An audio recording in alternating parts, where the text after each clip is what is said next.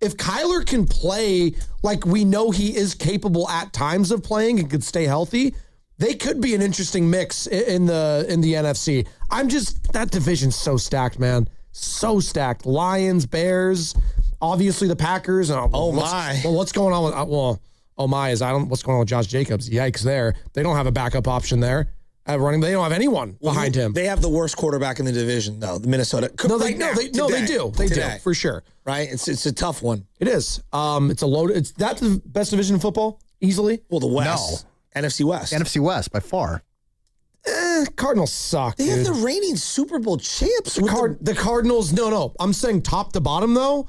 It probably is the NFC North because all those teams can compete. I mean, I guess you're weighing it differently. I'm just going to three. The Niners, Rams. Well, because if we're doing that, then I could say, the AFC West with the Chiefs, the Broncos, and the Chargers. But the Raiders stink. So I kind of see what you're saying, Spinoy, in the terms of like the NFC North has 4 teams that could potentially make the playoffs, whereas the NFC West has, I would say, 3 teams that could make the playoffs. Correct. But Carson Beck, Miami, don't sleep on them. I would just push back on that AFC West thing, saying the Chargers don't do anything in the playoffs, where the other 3 teams that are in the NFC West actually make noise in the playoffs. No, they do. They do. I mean, the team that's made the most noise out of both those divisions, Kansas City Chiefs, winning the most. I do think Mahomes will be back week 1, by the way. It looks like he's going to be there. And they're going to win that division again. You want to talk quarterback rankings real quick, Joe? Can we do that? Real quick, do you enjoy the ranking list? No.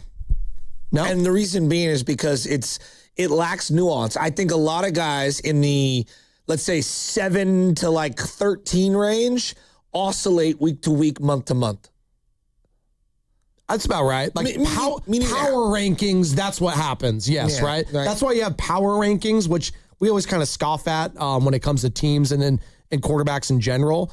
But I'm with you because what have you done for me lately is a real thing. Well, it's not just that. It's just for example, Dak Prescott is probably around 10 somewhere. 8, 9, 10, 11, 12. But what month is it? If it's January, I'm fading him. Right. He's going down, right? Because I don't trust him in January. But if it's, October, I think he could throw for 304 touchdowns. So before we get to where Brock Purdy's ranked here, Chris Sims, obviously, Pro Football Talk, NBC. He does this every single year. He's very tight with Kyle Shanahan. They're like best friends. They have matching tattoos. And he does these quarterback lists. And he does, not just the starters. He does backups. He does rookies. He goes through the whole shebang, right? And he starts at 43 with Carson Beck, right? And then he gets to Ty Simpson, Shador, Stidham, Deshaun Watson, Davis Mills. What, Deshaun Watson? No. Yeah. Marcus Mariota. He's got Mariota? Number 35, Marcus Mariota. He's got Mariota higher than he has him higher than Tua Tagovailoa. I mean, that's and J.J. McCarthy and Davis Mills and Deshaun Watson. Yeah. And then you get to 34 with Kirk Cousins, 33, Fernando Mendoza, who hasn't even taken a snap yet. Penix at 32, Bryce Young at 31, Kyler Murray at 30, Mac Jones at 29, I think is actually kind of interesting. It's too low. Where should he be? No, he should be higher up on the list. Really? Oh, yeah. Do you think Mac's a top 20 quarterback? You think he is? Absolutely. Okay. After what he showed last year, dude, without a doubt? He was awesome last year. He was lights out. They got Joe Flacco listed ahead of him. Can I just for a second? Yeah. I think Mac is a great litmus test for all of this. A year ago, I don't even know if he's in the top 35. And then you pair him up with Shanahan, and it fits perfectly. And boom, I think he's a top 20 quarterback. And I think in the right situation, I think Mac could be a top 12 quarterback. I really do. Well, it's interesting you say that. I really do. So he's listed at 29 here. The little excerpt they have is Jones is one of the premier backup quarterbacks in the NFL. His ability to read coverages is up there with the elite decision makers of the sport.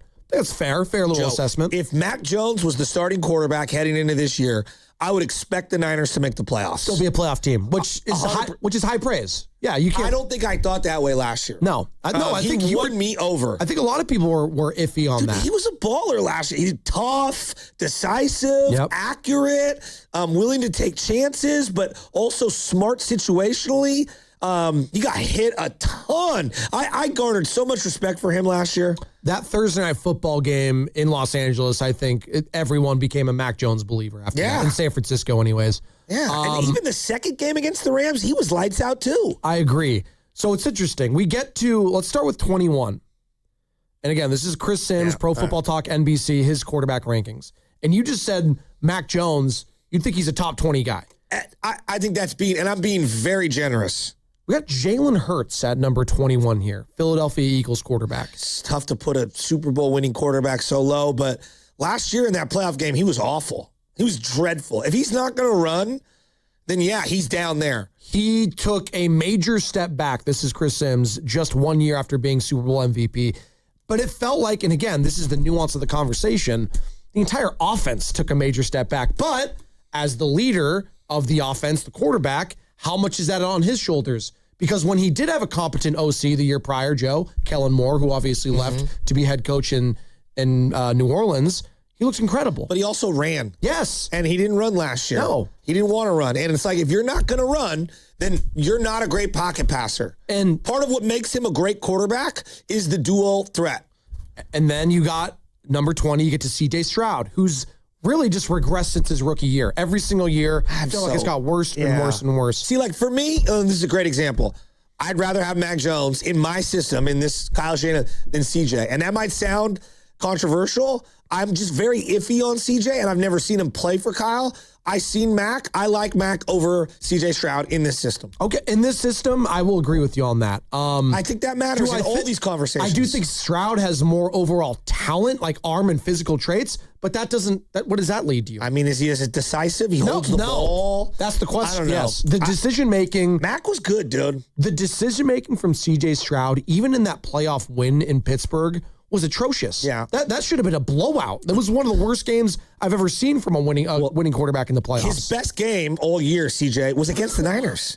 I know. And that spoke more, I think, to the Niners and just how much they were kind of falling off there. It's also Mac's probably worst game. That was a tough defense. And then this is interesting. Then you get Malik Willis, 19. Malik, really? Yeah, I don't. Malik Willis of the Miami Dolphins. Look off a couple games. Like that, doesn't Malik Willis smell a little Matt Flynn-ish right now? A little bit.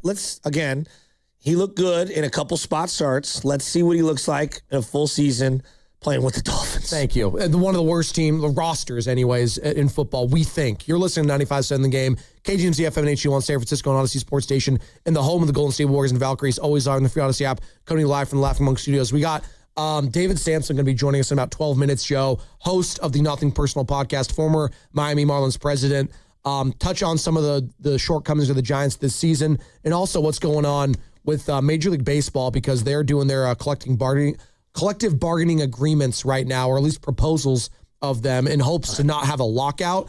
And I know when we say these things, collect CBAs, lockout, whatever, fans kind of roll their eyes, but we're going to talk with David why it's so important and why these things can start affecting local teams like the Giants. All right, keep rat-a-tat-tatting this quickly. We got Malik Willis, 19. Daniel Jones, 18. He did have a heck of a run last year. He did. I'd rather have Mac Jones than Daniel Jones. Number 17, Brock Purdy of the San Francisco 49ers. 17. All right, who's in front of him? He has Bo Nix in front of him at 16 of the Denver Broncos. Keep going.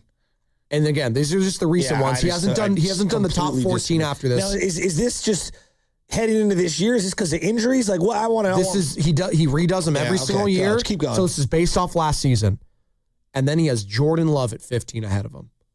Jordan Love's good. I'm taking Purdy over Jordan Love. I'm taking Purdy over everyone else on this. Keep going. That's it. That's all I have right now, because he's going to unveil the top 14 in the next coming days. Jordan Love and Bo Nix ahead of Brock Purdy.